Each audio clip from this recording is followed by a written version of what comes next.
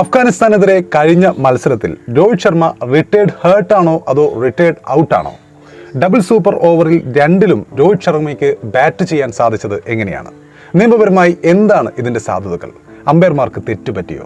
ആദ്യ സൂപ്പർ ഓവറിൽ ചേസ് ചെയ്യവേ അവസാന പന്തിൽ രവിചന്ദ്ര അശ്വിൻ വേ ഓഫ് തിങ്കിങ്ങിലൂടെ രോഹിത് പവലിയനിലേക്ക് മടങ്ങിയപ്പോൾ എന്തായിരുന്നു അദ്ദേഹത്തിന്റെ മനസ്സിൽ?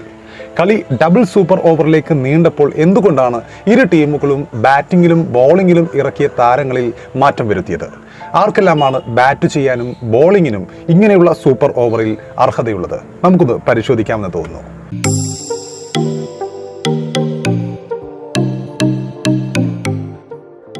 കഴിഞ്ഞ മത്സരം ഡബിൾ സൂപ്പർ ഓവറിലേക്ക് നീണ്ട ത്രില്ലറിൽ അഫ്ഗാനിസ്ഥാനെ മുട്ടുകുത്തിക്കുകയായിരുന്നു ടീം ഇന്ത്യ. കാണികളെ ആകാംക്ഷയുടെ പരകോടിയിലെത്തിച്ച പോരാട്ടത്തിലാണ് രോഹിത് ശർമ്മയും സംഘവും വെന്നിക്കൊടി പാറിച്ചത് കഴിഞ്ഞ മത്സരത്തിൽ. ഒരുപക്ഷെ T20 ക്രിക്കറ്റിലെ ചരിത്രത്തിലെ തന്നെ എക്കാലത്തെയും മികച്ച ത്രില്ലറുകൾക്കൊന്നിനാണ് ബംഗളൂരുവിലെ ചിന്നസ്വാമി സ്റ്റേഡിയം കഴിഞ്ഞ ദിവസം സാക്ഷിയായത്.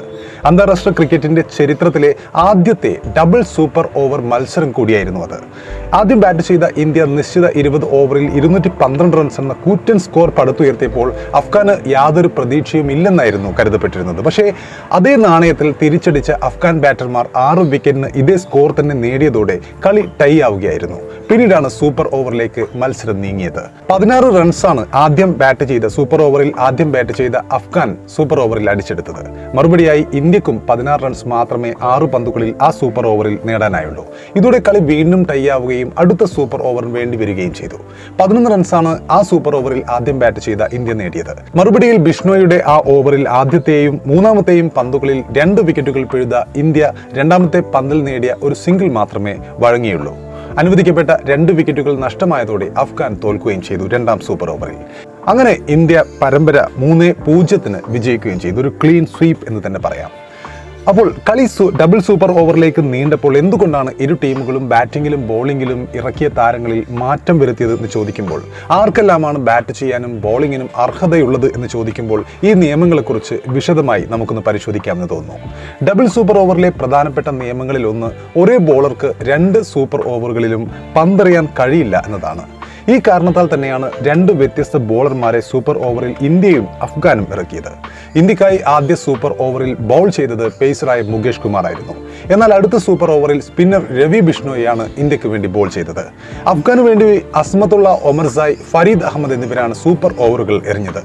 അപ്പോൾ ഡബിൾ സൂപ്പർ ഓവറിൽ ബാറ്റിങ്ങിന്റെ കാര്യത്തിലും ഇങ്ങനെ ചില നിയമങ്ങളുണ്ട്. ആദ്യത്തെ സൂപ്പർ ഓവറിൽ ഒന്നാമത് ബാറ്റ് ചെയ്യുന്ന ടീം അടുത്ത സൂപ്പർ ഓവറിൽ രണ്ടാമത് ബാറ്റ് ചെയ്യേണ്ടതുണ്ട്. ഇന്ത്യയും അഫ്ഗാനിസ്ഥാനും തമ്മിലുള്ള കളിയിൽ ഒന്നാം സൂപ്പർ ഓവറിൽ അഫ്ഗാനും രണ്ടാം സൂപ്പർ ഓവറിൽ ഇന്ത്യയും ആദ്യം ബാറ്റ് ചെയ്തത് ഈ കാരണത്താലാണ്. ഇതുമാത്രമല്ല, ഒരു T20 മത്സരം ടൈയിൽ കലാശിച്ചാൽ രണ്ടാമത് ബാറ്റ് ചെയ്യുന്നവർക്കായിരിക്കും എല്ലായ്പ്പോഴും സൂപ്പർ ഓവറിൽ ആദ്യം ബാറ്റ് ചെയ്യാൻ കഴിയുക എന്നും നിയമത്തിൽ പരാമർശിക്കുന്നുണ്ട്.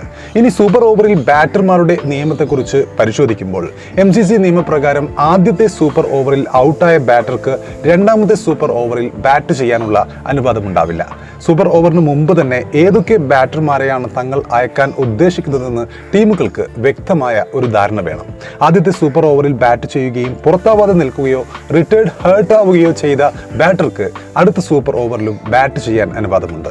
അപ്പോൾ ഈ കാരണത്താലാണ് അഫ്ഗാനെതിരെ ആദ്യത്തെയും രണ്ടാമത്തെയും സൂപ്പർ ഓവറുകളിൽ ഇന്ത്യൻ നായകനായ ഹിറ്റ്മാൻ രോഹിത് ശർമ്മ ബാറ്റ് ചെയ്തത്. ആദ്യ സൂപ്പർ ഓവറിലെ 5ാമത്തെ പന്തിൽ രോഹിത് റിട്ടയർഡ് ഹേർട്ട് ആവുകയും പകരം റിങ്കു സിംഗിനെ ഇന്ത്യ ക്രീസിലേക്ക് അയക്കുകയും ചെയ്തിരുന്നു. അതിവേഗത്തിൽ റൺസ് ഓടിയെടുക്കുന്നതിന് വേണ്ടിയായിരുന്നു അത്. പിന്നീട് രണ്ടാമത്തെ സൂപ്പർ ഓവറിൽ രോഹിത് വീണ്ടും ബാറ്റിങ്ങിന് ഇറങ്ങുകയും ചെയ്തു.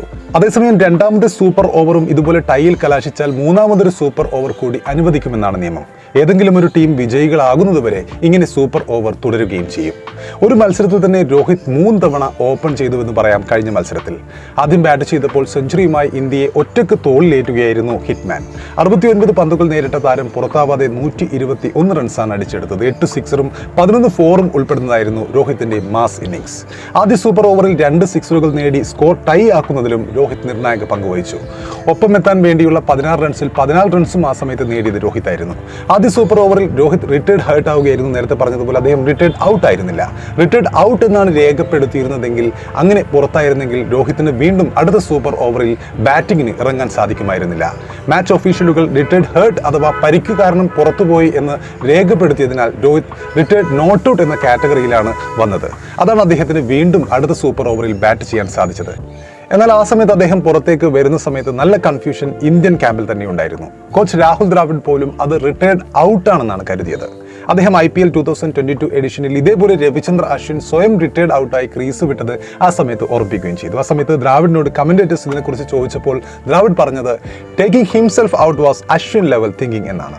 മത്സരശേഷം അഫ്ഗാൻ കോച്ചായ ജൊനാഥൻ ട്രോട്ടും ഈ വിഷയത്തിലെ കൺഫ്യൂഷനും അതൃപ്തിയും പങ്കുവയ്ക്കുകയുണ്ടായി. എനിക്കൊന്നും അറിയില്ല, ട്രോട്ട് പറഞ്ഞത് ഇങ്ങനെയാണ്: എപ്പോഴെങ്കിലും 2 സൂപ്പർ ഓവറുകൾ ചരിത്രത്തിൽ ഉണ്ടായിട്ടുണ്ടോ? അതാണ് ഞാൻ പറയാൻ ശ്രമിക്കുന്നത്. ഇത് ഒരു പുതിയ കാര്യമാണ്. ഞങ്ങൾ ഈ പുതിയ നിയമങ്ങൾ ക്രമീകരിക്കുന്നു. ഞാൻ പറയാൻ ശ്രമിക്കുന്നത് ഞങ്ങൾ നിയമങ്ങൾ പാലിച്ചു എന്നതാണ്. മാച്ച് ഒഫീഷ്യലുകൾക്കിടയിൽ കമ്മ്യൂണിക്കേഷൻ ഉണ്ടായില്ല എന്നും ട്രോട്ട് മത്സരശേഷം പറയുകയുണ്ടായി. അഫ്ഗാനിസ്ഥാനെ സംബന്ധിച്ചിടത്തോളം രോഹിത് സാഹചര്യത്തെക്കാൾ 2ാം സൂപ്പർ ഓവറിനുള്ള ബോളറെ അവരുടെ ബോളറെ തെരഞ്ഞെടുക്കുന്നതിലും മാച്ച് ഒഫീഷ്യലും ടീമുകളും തമ്മിൽ ആശയവിനിമയത്തിന്റെ അഭാവമുണ്ടെന്നും ട്രോട്ട് കൂട്ടിച്ചേർക്കുകയുണ്ടായി. ആദ്യ സൂപ്പർ ഓവർ എറിഞ്ഞ അസ്മത്തുള്ള ഒമർസായി 2ാമത്തേതും എറിയണമെന്ന് അഫ്ഗാനിസ്ഥാൻ ആഗ്രഹിച്ചിരുന്നെങ്കിലും പകരം ഫരീദ് അഹമ്മദിന് പന്ത് നൽകേണ്ടി വന്നു. ട്രോട്ട് ഇതിനെക്കുറിച്ച് പറഞ്ഞത് ഇങ്ങനെയാണ്: അപ്പോൾ മൊത്തത്തിൽ തന്നെ ഒരു കൺഫ്യൂഷൻ, റിട്ടയർഡ് ഔട്ടും റിട്ടയർഡ് ഹേർട്ടും തമ്മിലുള്ള ആ ഒരു കൺഫ്യൂഷൻ കഴിഞ്ഞ മത്സരത്തിൽ ഉണ്ടാവുകയുണ്ടായി. എങ്കിലും 2020 ക്രിക്കറ്റ് ചരിത്രത്തിലെ ഏറ്റവും മികച്ച മത്സരങ്ങളിൽ ഒന്ന് തന്നെയാണ് കഴിഞ്ഞ ദിനം ബംഗളൂരുവിലെ ചിന്നസ്വാമി സ്റ്റേഡിയത്തിൽ അരങ്ങേറിയത്.